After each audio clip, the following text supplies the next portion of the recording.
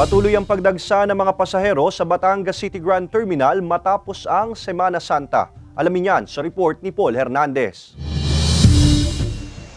Ang mga dala ni AJ pauwi sa Batangas City para sa Holy Week vacation, bit-bit na rin pabalik sa Makati na dagdagan pangaraw dahil sa pasalubong. Ano po kahapon alam po naming punuan tsaka traffic po. Gawa ng lahat pabalik. Bukod sa mga bit-bitin, nagpahirap daw kay Sai Dilin ang pila ng mga pasahero sa Batangas City Grand Terminal.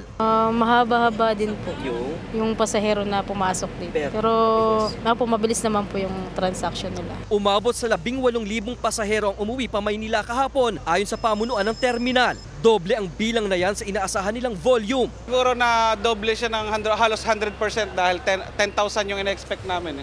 Tapos man ang holiday break, nagpapatuloy lang ang mahigpit na seguridad sa terminal. Nakatayo na rin ang metal detector sa departure area. Karagdagang sa security and safety natin mga pasahero, maging ligtas, mga bus drivers natin, conductors at saka mga kapwa pasahero nila hanggang sa makarating sila sa pupuntahan para na-check natin ang bawat isa na dumadaan dito. Hanggang mamaya, posible pang pumalo sa 10,000 ang bilang ng mga pasahero sa Batangas City Grand Terminal. Kasama si Buhay Adante Jr., Paul Hernandez. Balitang Southern Tagalog.